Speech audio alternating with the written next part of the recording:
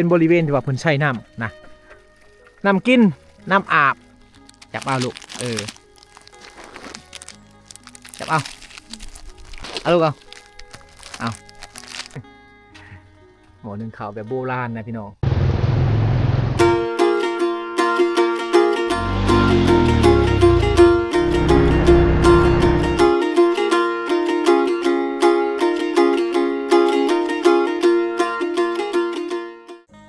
พี่น้องนี่คือทิวทัศน์เราธรรมชาติระหว่างทางที่บ่าวโหนดมาถ่ายทำให้พ่อแม่พี่น้องได้เบิ่งเนาะ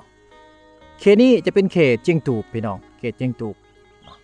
แม่น้ำที่เห็นนี่ก็คือแม่น้ำเซบังเฮียงเนาะบ่าวโหนดมาครั้งที่3เลยแหละพี่น้องครั้งนี้เป็นครั้งที่3แล้วที่ว่าบ่าวโหนดเข้ามาเนาะนี่คือเขตเจียงตูบแม่น้ำเซบังเฮียงพี่น้องบรรยากาศนี่อยากคือกับอยู่ทางภาคเหนือของลาวเฮาบรรยากาศมีแต่ภูเขาพี่น้องเนาะหรือว่าจะคือกับทางเมืองเฟื่องพี่น้องทางเขตนี้เมืองเฟื่องวังเวียงเนาะแขวงเวียงจันทน์นั่นเองพี่น้องเนาะทิวทัศน์ธรรมชาติแบบนี้นี่โอ้หาเบิ่งได้ยากเลยทับอิฐบ่าวโหนดบ่เคยมาบ่าวโหนดมาเห็นครั้งทับอิฐจนตกใจพี่น้องเนาะบ่คิดว่าสวรรค์เขตเฮาก็สิมีทิวทัศน์แบบนี้พี่น้องเนาะอันนี้คือทิวทัศน์ธรรมชาติระหว่างทางนะที่บ่าวโหนดมาถ่ายทำให้พ่อแม่พี่น้องได้เบิ่งพี่น้องสายน้ำที่เห็นก็คือสายน้ำเซบังเฮียงเป็นแม่น้ำสายหลักของชาวบ้านเขาเจ้าการเฮ็ดไร่เฮ็ดนาเฮ็ดสวนต่างๆพี่น้องการหาอยู่หากินนะน้ำดื่มน้ำกินน้ำใช้ต่างๆกะซีเมนต์แม่น้ำเซบังเฮียงแหละพี่น้องอยู่ในเขตนี้ที่ว่าเพิ่นใช้กันเนาะบ่โหนดคิดว่าถ้าว่าเพิ่นเปิดเป็นสถานที่ท่องเที่ยวเนาะให้กับนักท่องเที่ยวมาลิ้นมาเที่ยวพี่น้องมาเบิ่งวิวธรรมชาติเนาะเปิดเป็นสถานที่ท่องเที่ยวแบบดั้งเดิมนะมาเบิ่งวิถีชีวิตชาวบ้านเขาเจ้าเนาะแล้วก็เปิดให้นักท่องเที่ยวล่องแก่งพี่น้องเนาะพายเรือคายักต่างๆนี่เหมาะขนาดเลยพี่น้องอยู่วางเขตนี้เหมาะช่วงนี้แหละช่วงที่ว่าเหมาะในการลิ่นน้ำอยู่ทางเขตนี้พี่น้องเลยเนาะเป็นน้ำที่ว่าบ่เลิกพี่น้องเนาะอยากคล้ายๆกันกับอันซ้ายแม่น้ำจังอยู่ทางวังเวียงนั่นเองพี่น้องเนาะมุมสูงพี่น้องเลยเนาะภูเขาหินบูนเป็นภูเขาที่ว่าขันระหว่างประเทศลาวกับเวียดนามขันระหว่างเมืองเซปูนกับเมืองบุรพาแล้วก็ขันระหว่างเมืองเซปูนกับเมืองวิละก็ขันระหว่างจุดชุมพะบังกับจุดชุมละโกพี่น้องเนาะสายภูตัวนี้เป็นสายภูหลวงนะที่ว่ายังอุดมสมบูรณ์แบบ 100% พี่น้องมีหมูป่ามีไก่ป่าเนาะมีสัตว์ต่างๆที่ว่าชาวบ้านเขาเจ้าก็ยังนำมาเป็นอาหารอยู่พี่น้องเนาะแต่พวกเสือพวกสร้างนี่บ่โหนดก็บ่ฮู้คือกันว่ามีหรือบ่เนาะเดี๋ยวไว้โอกาสหน้าเดี๋ยวสิถามชาวบ้านให้พ่อแม่พี่น้องได้เบิ่งเดินทางกันต่อพี่น้องเนาะเส้นทางนี่จะเป็นเส้นทางแห่งขุนเขานะถ้าว่าถึงช่วงฤดูฝนเฮาสิมาลิ้นเส้นนี้นี่บ่ได้เลยพี่น้องเอ้ยเนาะเส้นทางมันจะเป้เพแน่มันจะลื่นมันจะมืนพี่น้องแล้วก็ดินถล่มแน่เนาะต้นไม้หักล้มทับขวางทางแน่พี่น้องเอ้ยฉะนั้นการมาลิ้นช่วงนั้นกันบ่แนะนำเนาะมาได้ในช่วงฤดูแล้งกับช่วงท้ายฤดูฝนพี่น้องเนาะเท่านั้นบรรยากาศถนนหนทางเอาไว้ก็สิเป็นแบบนี้พี่น้องเนาะหนทางคนนี้เพิ่นเกรดเรียบให้ทุกๆปีจะได้แปลงเนาะทุกๆปีจะได้แปลงพี่น้องเพราะว่ามันผ่านฤดูฝนมานี่โอ้ถนนทางในมุนคักเลยแหละพี่น้องเพราะว่าจะมีรถทางเวียดนามเข้ามาแน่พี่น้องเนาะโอ้อันนี้หนกยังนี่ไปเลยรถเวียดนามเขาก็มาซื้อเครื่องซื้อของเนาะเป็นรถ10 ล้อบ่เขามาก็เฮ็ดในทางเพ่พี่น้องหุ่นเบิ้งบรรยากาศบ้ากดีๆเลยนะโอ้โหบางนี่ก็แปลงเลยมื้อน่ะบ่โหนดมากมันยังอันนั้นอยู่มันยังเป๋มันยังเพอยู่พี่น้องอยู่ว่างนี่มันสิถล่มพี่น้องมันมีหอยมันแหละแต่ว่าถึงช่วงฝนไปนี่น่าจะถล่มแหละเนาะโอ้แม่น้ำนี่เป็นสีเขียวเลยพี่น้องเอ้ยเนาะแม่น้ำทางเขียนนี่เป็นสีเขียวบ่ขุ่นเลยนะพี่น้องเนาะเป็นสีเขียวคือแม่น้ำไหลผ่านหินนั่นแหละเป็นเขตที่ว่าอุดมสมบูรณ์อะไร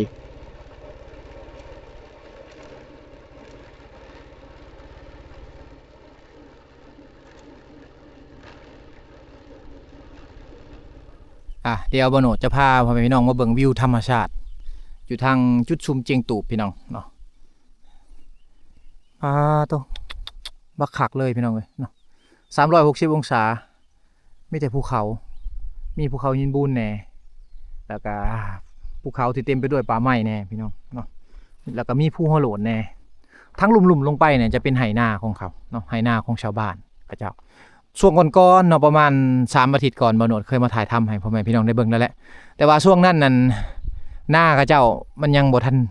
เขายังบ่ทันใหญ่พี่น้องเอ้ยเนาะเฮามาในช่วงนี้นี่เขาใหญ่แล้วได้เนาะหน้าเขานี่เขาใหญ่แล้วเนาะจะงามกว่าเก่าอีกพี่น้องเอ้ยเนาะเขาจะเฮ็ดหน้าแซงเท่านั้นนะอยู่วังเจียงตูบนี่เพราะว่าช่วงฤดูฝนเลยน้ำเซบางเฮียงมันจะขึ้นพี่น้องเอ้ยแม่นท่วมหมดเลยทางนี้แม่นท่วมหมดเลยเนาะตามบริเวณเขียวๆนี่แม่นท่วมหมดเลยพี่น้อง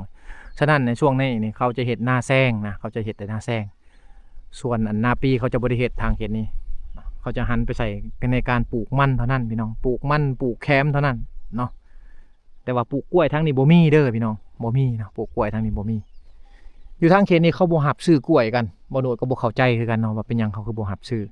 กล้วยนํกันนะเนาะแต่ว่าอยู่ทางเขตอันเมืองนองด่านแดนสวรรค์ทางนั้นเขาจะซื้อกล้วยหลายพี่น้องเอ้ยเนาะเป็นกล้วยน้ำหรือว่ากล้วยน้ำว้าอะไรพี่น้องที่ว่าเขาเจ้าขายส่งไปไทยแน่ส่งไปเวียดนามแน่พี่น้องเนาะขายได้ตลอดปีเลยมะกล้วยนะไอพี่นี่บ่โนดพาพ่อแม่พี่น้องมาที่เขตเจียงตูบพี่น้องเนาะเขตเจียงตูบนี่ขึ้นกับเมืองเซปูนแขวงสวรรณเขตเฮาเนาะเป็นเขตที่ว่ามีแต่ชนเผ่าบรูชนเผ่าตรีนะจุดทางเขตนี่มีสัญญาณโทรศัพท์พี่น้องมีไฟฟ้าเนาะแต่ว่าบ่มีน้ำประปาส่วนหลายเพิ่นจะใส่น้ำลิ้นกันมาเต็มหัวผู้ไปเลยพี่น้องเอาเดี๋ยวบ่โนดจะถ่ายทำบรรยากาศเขตเจียงตูบให้พ่อแม่พี่น้องได้เบิ่งเนาะ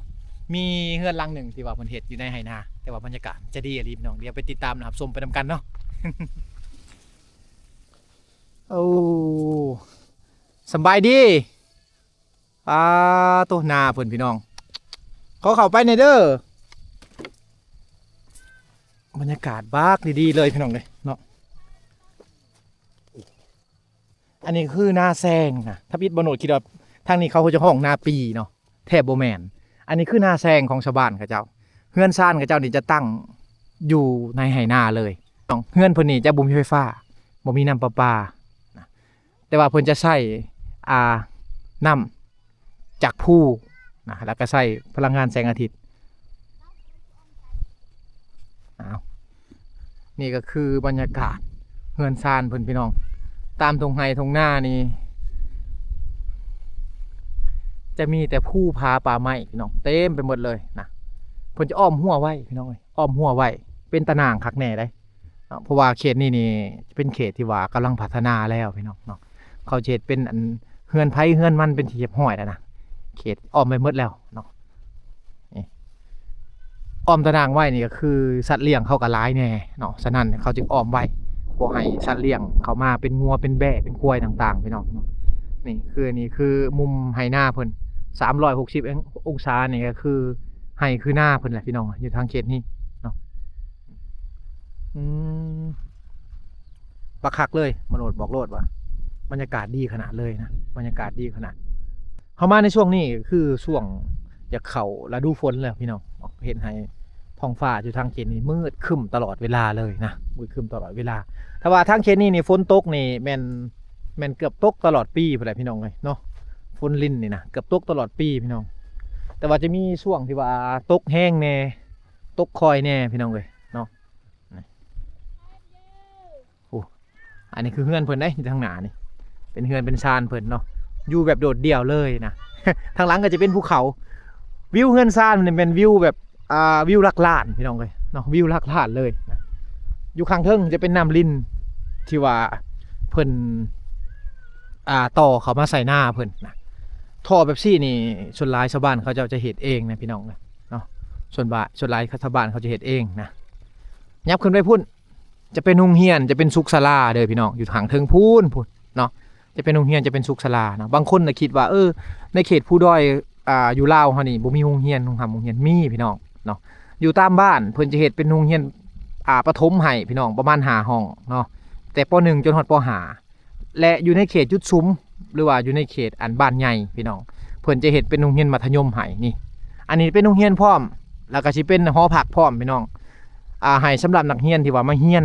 หนังสืออยู่บ้านไกลบ้านผู้ดอยไกลๆนะให้มาเรียนอยู่นี่ได้เนาะแล้วก็มาพักอยู่นี่ได้พี่น้องเนาะ อันนี้คือโรงเรียนมัธยมอยู่ทางเขตภูดอยแขวงสวรรณเขตเฮาเมืองเซโปนแขวงสวรรณเขตเด้อพี่น้องเนาะเป็นตึก2ชั้นคักแน่ได้ อยู่ตามภูแหละพี่น้องเอ้ยเนาะบริเวณนี้เป็นบริเวณที่ว่าเพิ่นใช้น้ำนะน้ำกินน้ำอาบ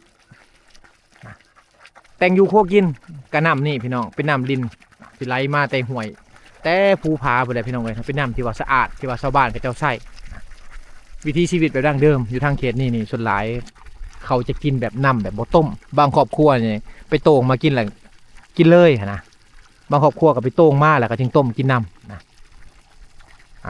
อันนี้ก็คือวิถีชีวิตไทยบ้านเขาเจ้าพี่น้องเนาะถ้าว่าเฮาสิว่ามันบ่ดีกับมันเป็นไปบ่ได้พี่น้องเพราะว่าอันนี้คือความเชื่อของไทยบ้านเขาเจ้าแต่ความเป็นจริงแล้วเนี่ยถ้าว่าเฮากินน้ำดิบนี่มันก็เฮ็ดให้สุขภาพเฮานี่อาจจะบ่ดีก็มีพี่น้องเลยเนาะเพราะว่าน้ำนี่ในปัจจุบันนี่ก็คือมันหลายคนมาอยู่น้ำกันพี่น้องเนาะมันจะต้องได้ใช้น้ำสายเดียวกันอยู่แล้วแม่น้ำนี่มันก็มีแม่น้ำต้นน้ำแล้วก็มีหมู่บ้านที่ว่าอยู่ทึงแม่น้ำแน่พี่น้องเนาะจากความเปื่อนยังมันสิลงมาแน่บ่หน่วยกับบ่ฮู้คือกันเนาะแต่ว่าตัวนี้ก็คือความเชื่อของเพิ่นอยู่ในหมู่บ้านเพิ่นว่าเอากินแล้วก็มันบ่มีพิษมีภัยหรือว่าบ่มีโรคภัยต่างๆมันก็กินได้พี่น้องเพิ่นอยู่ได้เนาะแต่ว่าแนะนำเลยถ้าว่าพระสิกินน้ำอยู่ทางเขตชนบทนี่ให้ต้มกินพี่น้องเลยเนาะมันจะบ่ได้ออกอาการช่วงเจ้ากินทำอิฐแต่ว่ามันจะออกอาการพูนบัดเจ้าเถาไปพูนพี่น้องเลยเนาะพญาติมันจะโฮมในตอนนั้นนะนี่ก็คือวิวธรรมชาติพี่น้องเลยที่บ่โนดถ่ายทำให้พ่อแม่พี่น้องได้เบิ่งนะ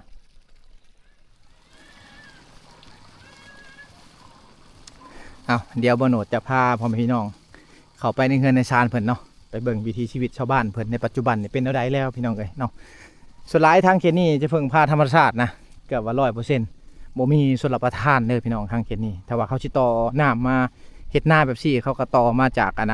แต่ผู้แต่พาพุ่นจะเป็นน้ำลิ้นนะส่วนหลายพี่น้องเอ้ยเนาะสบายดีบ้านชวนนี่ล่ะสบายดี บ้านชวนเบิ่งเงินเพิ่นอยู่กันหลายคนเติบได้เฮือนหลังแบบซี่พี่น้องเลยเนาะทางขางเฮือนกับปลูกต้นกล้วยนะอาจจะเป็นกล้วยมือนางนะทางขางเฮือนเพิ่นเนาะแต่ว่าโบโนคักคือมันวิวเฮือนเพิ่นมันคักพี่น้องเลยอยู่ตามคุณเขาแบบซี่ถ้าว่าตัวหนาไปมีเงินเนี่ยเฮ็ดเป็นทางเขามาเนาะขี่รถจักรเข้ามาฮอดในเฮือนเลยแต่ว่านี้เพิ่นยังบ่มีเงินบ่มีคำบ่มีทรัพย์สินที่เพียงพอที่จะเฮ็ดทางเข้ามาก็เลยว่าเฮ็ดเป็นไหนาทั้งหมดเลยสบายดีล่ะสบายดีขอขึ้นไปในเด้อขึ้นเฮือนในเด้ออยู่กันจะคน3คนผัวไปไสแล้วไปเชโปนเพิ่นอยู่กับลูกเพิ่น2คนลูกชายกับลูกสาวบ่ลูกชายกับลูกสาวจ่าแก้วไว้ล่ะจะมีบ่แม่นแป้งนัวได้มีต้มกินนี่ขอขึ้นถึงเฮือนทางชานเพิ่นพี่น้องบันชวนชื่อยังนี่ลูกสาวนางยืน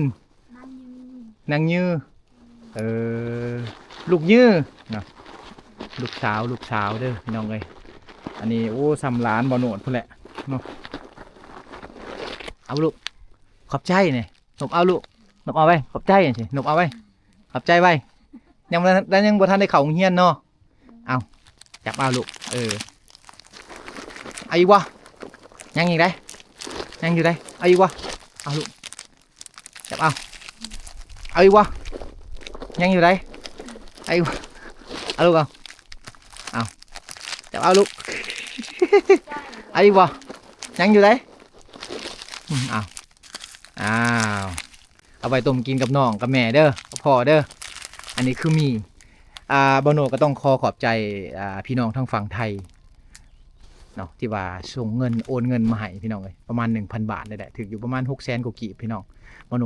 เอาเงินจำนวนนี้มาซื้อเป็นมีเนาะส่วนหลายทางนี้เขาจะกินมีเวียดเนาะ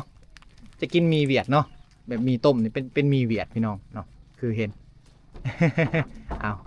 ก็เลยว่าซื้อเป็นมีเวียดมาให้บโนซื้อประมาณ4 แก๊สนี่แหละ4 แก๊ส6 แก๊สพี่น้องเลยเนาะซื้อประมาณ6 แก๊ส1 80,000 กีบพี่น้องเลยเนาะประมาณ100 กว่าบาทแก๊สหนึ่งนะ 100 กว่าบาทบ่โนดซื้อมาก็มายายหลายๆบ้านหลายๆเฮือนพี่น้องเลยเนาะยังมีขนมอยู่ได้นี่อ่ะจากแก้วมะยังมีแก้วอันนั้นบ่แม่นแก้วอันนั้นเป็นหมี่ต้มเอาขนมให้ลูกให้หลานก่อนเอาขนมขอบใจลูกมันนี่ลูกไปขอบใจอย่างเดียว ยังหูจะควบจับเอาลูกอย่ามันเหี่ยจับเอามันสิเหี่ยเด้จับเอาไปกินเด้อไอ้วะยังอยู่ได้แน่เหี่ยแล้ว เอาเหี่ยอีกแล้ว เอาเหี่ยอีกแล้ว เอาไปกินจับเอาลูกเอาไปกินเด้อบ่ได้ไปโรงเรียนบ่ยังบ่ทันได้ไปเนาะยังน้อยเนาะทางนี้บ่มีโรงเรียนอนุบาลพี่น้องอันนี้คือเฮือนเพิ่นเด้อบ่แม่นเฮือนครัวเด้พี่น้องเฮือนเพิ่นสร้างครอบครัวใหม่ลูกสาวอายุจักปีแล้ว4 ปีโอ้ผู้นั้นเด้จักเดือนแหละจักปีละ5 เดือนชื่อเท่ายังเท่านิ้วได้ลูก2 คนนะทางเขตนี้เพิ่นมีลูกหลายคนนะเพิ่นเอาประมาณ4-5 คนพุ่นแหละพี่น้องเอ้ยเนาะเพิ่นสร้างครอบครัวเพิ่นเอาหลายคนนะลูกสาวลูกชายนะทางนี้เอาหลายคนบ่คือกับทางบ้านเฮาทางนี้ก็บ่หน่วยกับบ่ฮู้กันถือว่าเศรษฐกิจบ่ดีเพิ่นก็ยังมีลูกหลายนะบางครอบครัวก็4 คน5 คนพุ่นแหละเนาะอันนี้คือเฮือนเพิ่นพี่น้องเฮือนเพิ่นกำลังนึ่งข้าวอยู่เนาะอันนี้โดยสไลด์บ่โดยเนี่ยอันนี้เป็นเขาหน้าเพิ่นพี่น้องนี่หม้อนึ่งข้าวนี่เฮ็ดเองบ่เฮ็ดเองเลย หม้อนึ่งข้าวแบบโบราณนะพี่น้องเป็นหม้อนี่อยู่ทางบ้านเฮาบ่มีได้หม้ออันนี้บ่มีเลย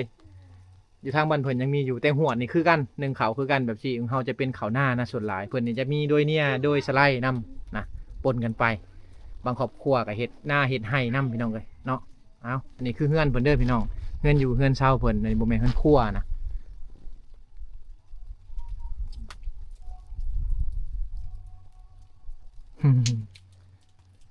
ไปก่อนเด้อบ๊ายบายบ๊ายบายไปบูฮูเนาะเอาหน้าของเรานี่เป็นนาเจ้าเดียวเด้อพี่น้องเนาะ เป็นนาเจ้าเดียวได้นี่แล้วอ้อมหัวไปหมดนะเขาย่านอันนั้นเขาย่านงัวย่านสัตว์เลี้ยงเขามาก็เลยว่าชาวบ้านเขาจะต้องได้อ้อมหัวไว้อยู่ทางเขตนี่เขาจะมีเขตแดนมีใบตาดินจบเจืออะไรพี่น้องเลยเนาะดินอยู่ทางเขตนี้แต่ว่าบ่ฮู้ราคาเพิ่นจะขายคือกันเด้อพี่น้องเพราะว่าทางเขตนี้ส่วนหลายเขาจะบ่ขายดินกัน